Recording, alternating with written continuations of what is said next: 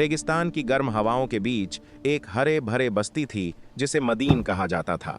ये लोग व्यापार में माहिर थे। यहाँ पर बहुत दूर से कारवां आते थे।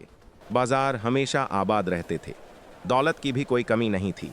लेकिन इस खुशहाली के पीछे एक खामोश बीमारी पल रही थी। ये लोग नाप तौल में कमी करते थे। तराजू सीधा दिखाई देता था, लेकिन नीयत टेढ़ी होती थी। गरीब खरीदार को कम सामान दिया जाता और पूरी कीमत ली जाती। इसी कौम की हिदायत के लिए अल्लाह ने हजरत शुएब अलैहिस्सलाम को भेजा।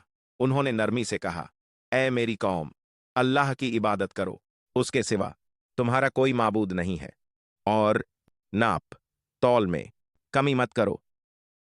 उनकी आवाज में दर्द था और अल्फाज में सच्चाई थी। लेकिन कौम के सरदारों ने मजाक उड़ाया। क्या तुम चाहते हो कि हम अपने बाप दादा का तरीका छोड़ दें? कुछ लोग बोले, हम नाप तौल में कमी नहीं करते। हजरत शुएब अलैहिस्सलाम ने कहा, मैं तुम्हारे लिए भलाई चाहता हूं। मैं नहीं चाहता कि तुम पर अजाब आए। लेकिन तकब्बुर आंखों पर पर्दा डाल देता है। उन्होंने धमकी दी, अगर तुम्हारा खानदान न होता तो हम तुम्हें पत्थरों से मार देते। उन्होंने जवाब दिया, क्या मेरा खानदान तुम पर अल्लाह से ज्यादा ताकतवर है? तुमने अल्लाह को पीछे छोड़ दिया है। तुम अपनी जगह काम करते रहो और मैं भी अपना काम करता रहूंगा। बहुत जल्द तुम्हें पता चल जाएगा। वक्त गुजरता गया और इनकार बढ़ता गया। फिर एक दिन शहर में भयंकर गर्मी फैल गई। सूरज आग बरसा रहा था।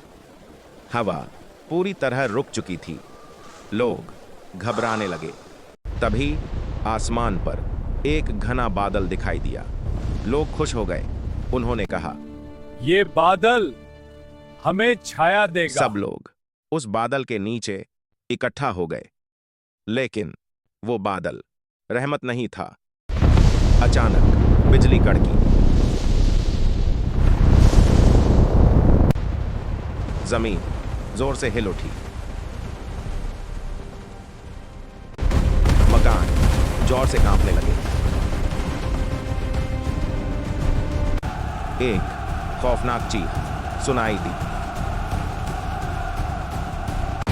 बाजार मिट्टी में मिल गए। कुछ ही पलों में वो सरकश कौम खत्म हो गई। दीवारें गिरने लगीं। हर तरफ गहरी खामोशी छा गई। टूटे हुए तराजू रेत में पड़े थे। हजरत शुएब अलैहिस्सलाम अपने मानने वालों के साथ महफूज रहे। उन्होंने मुड़कर अपनी कौम की तरफ देखा। उन्होंने कहा, मैंने तुम तक अपने रब का पैगाम पहुंचा दिया था और तुम्हें सच्ची नसीहत भी की थी। वक्त गुजरता गया और रेत ने सब कुछ ढक लिया। लेकिन उस कौम की ये कहानी जिंदा रह गई। ये हर दौर के इंसान के लिए एक पैगाम है।